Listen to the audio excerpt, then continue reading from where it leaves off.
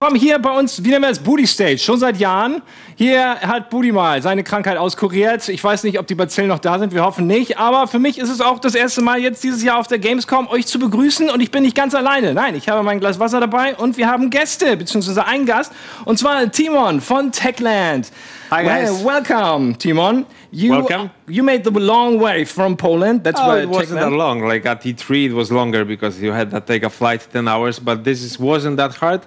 It took me about 4 hours to get here, I think. So it wasn't that bad. Yeah, that was quick. You don't obey by the street rules, I guess. If you go by 200 miles per hour or something. I remember once that I drove to Cologne to Gamescom from Wrocław, which was about 10 hours, and I got 2 speeding tickets for this. So it was the most expensive trip I ever took to Germany. So thankfully, no tickets, no speeding tickets this time around. Okay, let's wait for the return trip. Okay. Maybe something will change. But first of all, Gamescom is starting. I imagine you haven't had that much to do today. I'm afraid I will not see it at all. The only thing I did was there's a Fortnite booth right outside your lovely studio, so I just saw this. It is crazy because they ask people to ride on an artificial bull and have some fights with artificial weapons. So I don't know if it's promoting the game, but it's a really cool booth, and that's something that you don't get to see at other expos. So it is nice. Yeah, it sounds like it. I gotta check that out. But today we're talking about a very interesting zombie game, Dying Light 2, which exactly has not to be confused with Dying Light Bad Blood. Yes, exactly. Can you please explain in the beginning what's the difference? So at this year's Gamescom we have 2 Dying Light games at the expo. The first one is Dying Light Bad Blood. And that's a small project that started internally in our studio by a small group of people that got this interesting idea, crazy idea about a multiplayer game set in the Dying Light universe, and they started working on this, and it took some time for them to convince the studio that it is interesting, but we started playing this, and it turned out to be great. So they started working on this, the team grew, the studio got more interested in this, the media got interested in this, the gamers got interested in this, and now they are here at Gamescom, their first expo ever, presenting the game. The game can be played in the public area and in the business area as well. Yeah. But that's it's right next to our stand. Exactly, but that's a different project than Dying Light 2, the game I am working on. And Dying Light 2 is a truly bold sequel, a real sequel to the first one, to the Dying Light. Yeah, and you are lead designer at Techland. I'm a lead. Yes, I'm a proud. Have been lead designer at the first not really. It was kind of different. I started working on the first one as a producer, and then I became the game designer, not the lead game designer, but just one of the game designers for the game. I was responsible for a couple of things, the player progression system, crafting a little bit, some of the elements of the first game. And then we started working on The Following, which was a huge expansion pack for the original game, and I was the game designer on that project. And then they asked me to be a lead game designer on Dying Light 2 as well. But of course, it's not just me. I represent a team of 200 people, even more than that. Amazing people, my friends. If I can, then I can just wave to them. Hi, guys. So those guys are working hard in Wrocław, at our studio in Wrocław, to bring gamers all around the world Dying Light 2. Yeah, I believe that because I played the first installment and it was really cool. I'm really looking forward for the second one. But before we get more into depth, you have brought some video footage with you, which we can watch right now to get a little overview how the game looks like, to get a little bit of feel. So how about let's have a look at that? And I think one of your colleagues is already explaining about the video. One of my colleagues, and it is a special colleague. It's an honor to be working with this guy. So this guy, I think I can spoil this for the viewers. This guy is Chris Avalon, a legend, an absolute legend, and he's working with us on this project. So he explains the idea behind the narrative for Dying Light 2, which is quite interesting, quite new, and I hope people will get it and enjoy it and like it. Okay, check it out.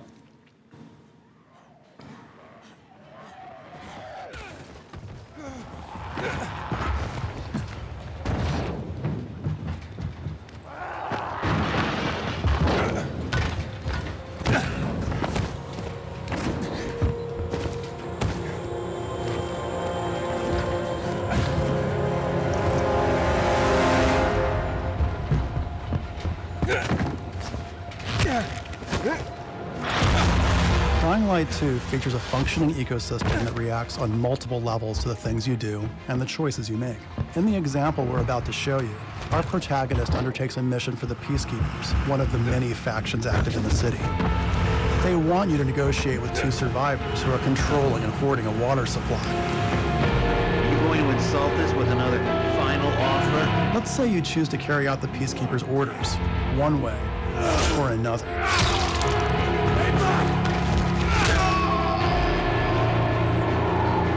After this, you'll start seeing a significant change in the city, as access to the water supply has allowed the Peacekeepers to bring stability and develop the area. There's even running water for the people at street level. And that raises their morale and allows you to replenish your energy on the go. But there's a cost to this. The PKs have a rigid approach to law and order. So while the streets may be safer, it's only safe for those who side with them. So if you get on their bad side. Now let's return to that moment of choice. And instead of killing them, you choose to team up with this group to supply water in the black market. As you will see, this creates a very different set of consequences for the city. With water being a precious currency, it brings you access to new resources and trade. But this in turn attracts the worst type of people to the area. And this is just a single decision, one out of hundreds you'll have to make. But it allows you to carve out your own world, your own city from the apocalypse. Each player's game experience will be unique. And by the way, this is just what happens in the day. At night, well, things tend to get a lot darker.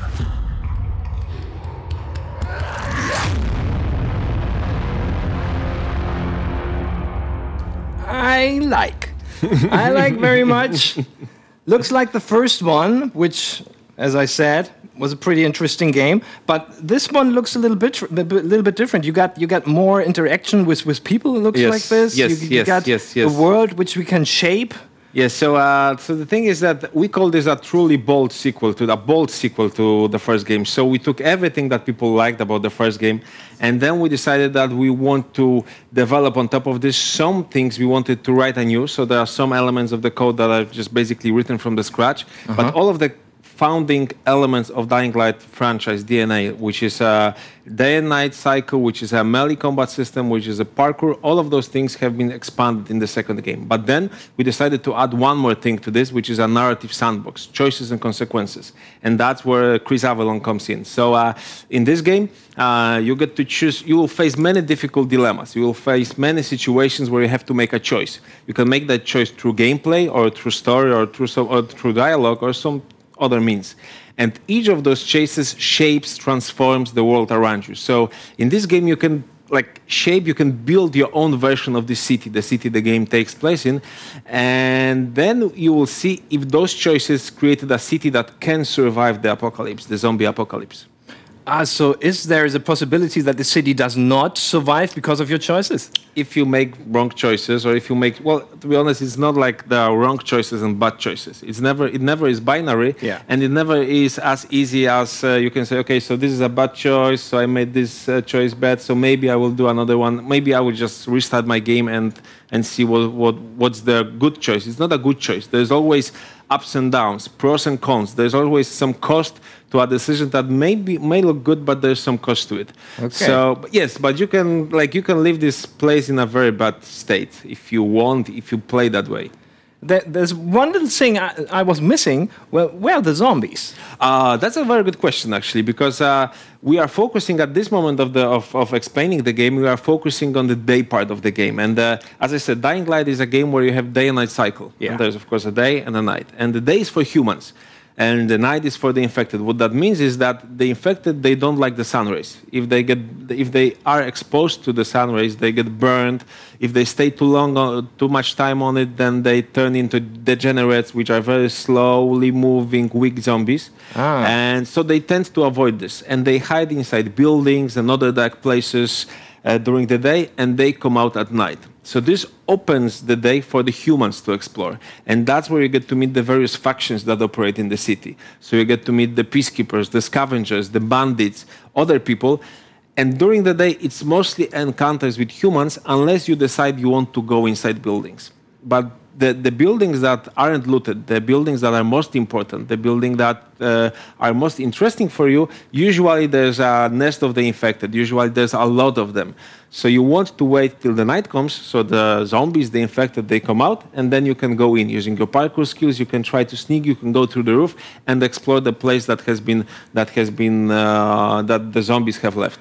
Okay, but if I can remember right, the zombies were much more stronger at night. Is this yes, so this is the same this time around. So it's a risk and reward. Yeah. And that's also our way for telling the players, hey guys, you know what? You are the special person in this world. You are an agent of change. You are this character that not that many people are daring enough, are courageous enough to live at night. So if you do this, then you can achieve some things other people cannot achieve, and that makes you special. That makes you a hero of this story, or an anti-hero if you play it this way. If you choose, yeah. But how about some character customization options? Do you have, like in the last installment, the possibility to spend some points and some abilities to get higher jumps or stronger hits or something like that? Yes, so the player progression system, of course, is still intact in the game. This is an action RPG game, so we are focusing on action this time around. So if you win an encounter, it's mostly because you are a really skillful player. You learned how to play the game. But there's also an RPG element to it. So you get to progress your character, you get to earn new skills, you get to learn them, you get to see how they fit the whole puzzle of the game, the combat system, the parkour system, and then you also get to improve your health, your stamina, you get to get better equipment, you get to get better crafting blueprints. So as you play the game, your character gets better and better and better and better, but all of those things require you to perform with the skill, require you to use some kind of a skill to be able to overcome your challenges. Okay, so you were talking about blueprints, so you can craft your own weapons again? Yes, so you can craft your weapons, you can add some stuff to it. Of course, the classic stuff like a fire element, electrical elements, but also some other things. And we also spend some time to make sure that the weapons, because weapons in Dying Light in a survival world, when you start using them, they tend to get broken. Sometimes they break. So you're constantly looking for new weapons. But this time around, we spend a lot of time to make sure that when you find a new weapon, it is different than the one you had before. So there are some little tweaks, little elements that make the weapons different from each other, not only in visuals, but also how they play. So one may have a different attack. One may have a very special use. For example, when you block an enemy, there is a chance the enemy will drop his weapons. So there are little bits like this, but they also impact the gameplay. Okay, that sounds interesting. But as far as I can remember, shooting weapons were pretty rare and not really useful in Dying Light. Is this, again, like this? Do you prefer blunt weapons, close combat? So Dying Light DNA is three pillars: day and night cycle, parkour, natural movement, and the melee first-person combat system, melee weapons, melee combat system. So those weapons are still mostly weapons that you swing, that you thrust, that you basically bash people on their heads or zombies on their heads. But you also get to access ranged weapons. The world of Dying Light is quite unique because it's a world, as we call it, the modern Dark Ages. So you get, as you can see, the city where the game takes place is basically a modern city. You can see buildings and places you know from everyday life. But because the humanity has gone back to the Dark Ages, because we don't have access to the technology we had, then people started the relations between people, and the technology that people is using is medieval. So it's a very nice thing that you get to use medieval weapons, weapons that look like swords, like axes, but they created from new materials, from modern materials. And that also goes for the ranged weapons. So there are no firearms, or not that many, but people are using bows, people are using crossbows, and if someone has a firearm, then it's basically like a magic missile. It's like like a magical spell that you can use, you can pull at a very specific moment of a fight to to make it work for you, to win that encounter. It sounds so nice. If you ask me, I think those weapons were always the star of Dying Light. Yes, of course. You had so many weapons, so many customization options. That's true. Could you please give me some more examples of new weapons and newer customization? What do you? So basically, as I said, you can change how the game looks. You can change how the game plays, and there are, like, because we want this to be more varied. So there are big things you can add to weapons. As I said, electrical, fire. You can add some things that, of course, poison enemies. You can add some things that make them, like, if you swing them, the blast is really makes them go away very far. But also there are smaller things, like things that we call affixes. So there are small variations to how a weapon behave, and you can also add them as you craft your weapons. You can, for example, if you decide that you are a person who always comes up with a perfect block, and so you can add some attack to some effect to a perfect block. So if you block at an exact time, if it's a perfect block, then you can, for example, make a weapon of your enemy go away, or perhaps this will stagger him, so this will open him for another attack. So you can tweak your weapon anywhere you want, as long as it lasts for you. Okay. When I was playing the game, the first installment, it was a co-op game. Yes. Is Dying Light a co-op game still? It is. Very good. It still is a co-op game, so you can play the whole game with 3 additional people, 4-player co-op. In total? Okay. Yes, total 4 players. And the cool thing is that when you play the game, you understand it's your game, or it's a game you are joining, like a game from one of your colleagues. And then you get to see what kind of choices they made, how they shaped the city the game takes place in. So if you invite your friends, it is you that is making the choices. It is you that is shaping the world, that is making those decisions that transform the whole environment. Okay. But then the next day, you can say, okay, guys, you know what? You've played in my world, but let's see what, I don't know, Peter or Chris or whoever else has in their game. So you join his game, and then you get to see what kind of choices he made, what kind of decisions he performed, how he changed his world. But of course, everything that you gathered as in terms of player progression, the XP points, everything, you get to keep this. So that's a cool thing for you, because you get to keep your character, but you also get to experience other versions of this story.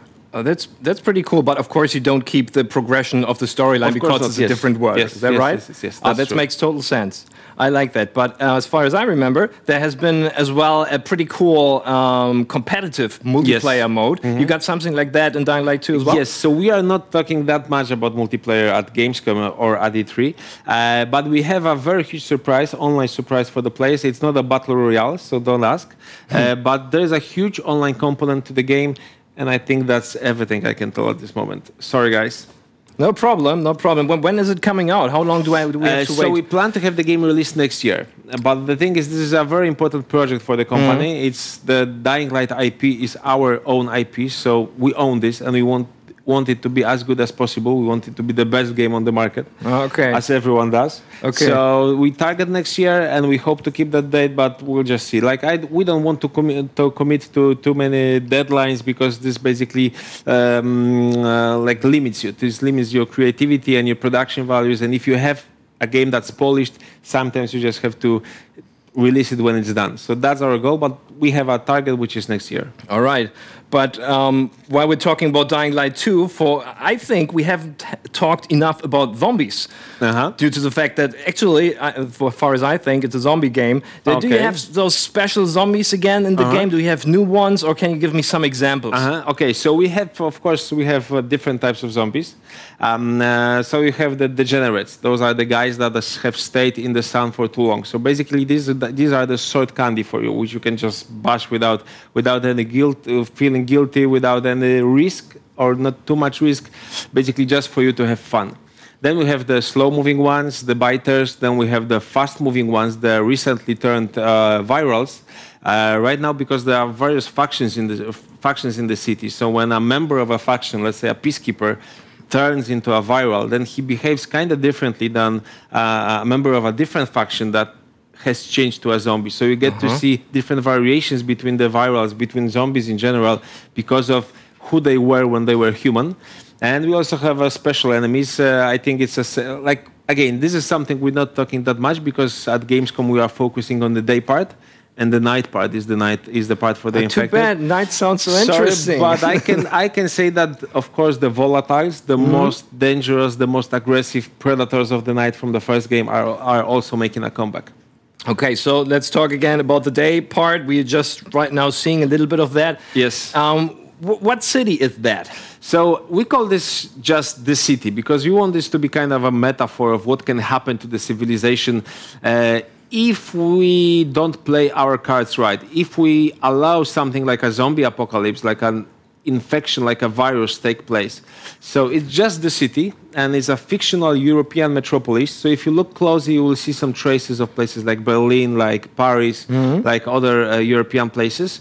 And it is 15 years after the outbreak of apocalypse. It is 15 years after the fall. Of course, the whole place has changed. There are no governments. The civilization as we know it, the community as we know it is gone.